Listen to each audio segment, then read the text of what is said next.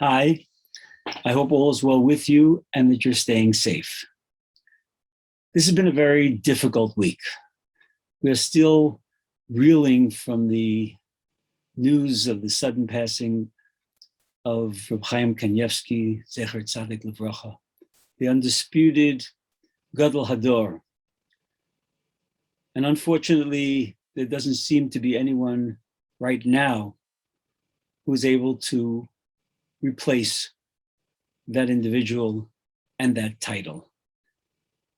We therefore have this feeling of really being orphaned. Nevertheless, Chazal teach us that whenever we're in a difficult situation, we have to always remember that the Ribono Shel Olam is with us and he's by our side.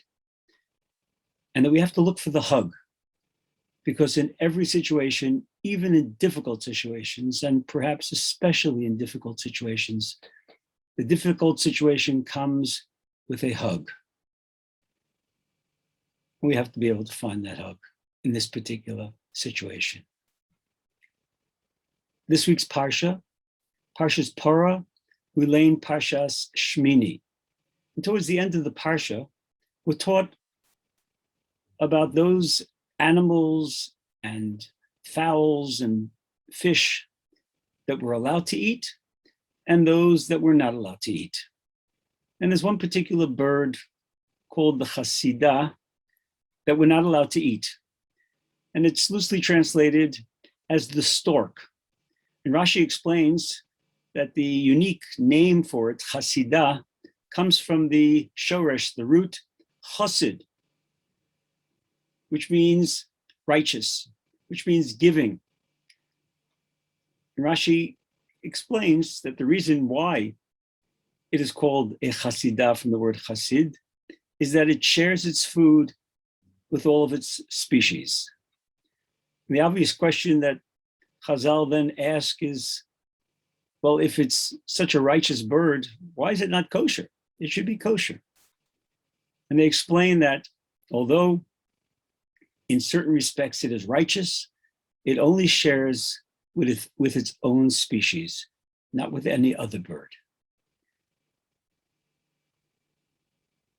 This past week, we attended the Levaya of Rabbi Chaim Zatzal, and our students were there. And unquestionably, it was a once-in-a-lifetime experience, not a happy experience, but an experience that touched every single individual that either was physically there or that watched the proceedings over the internet. And our students have expressed themselves in a very unique way. And they said that perhaps what they gained the most from the experience was not the funeral per se, but to see how Jews behaved towards each other. There were over 500,000 people in Bnei Brak, and the residents of Bnei Brak opened their homes to everyone. They took out food, they took out water, they set up coffee stands with refreshments. Strangers were allowed into their homes to use the restrooms. Hundreds, if not thousands of people were made comfortable by the residents of Bnei Brak. We say in davening, Kol Yisrael Arevim Zel Hazeh. And when the chips are down, and unfortunately, it's usually when the chips are down, but we really show our true colors and our true achdus, that although we may have differences, it doesn't make a difference what color shirt an individual is wearing, what color yarmulke, what type of yarmulke, or even if the individual is not wearing a yarmulke. Kol Yisrael Arevim Zel Hazeh. We have to remember always that we are zoche to be members of a very special nation, a nation that the Ribono Shel Olam calls his children, Banim Atem Lashem.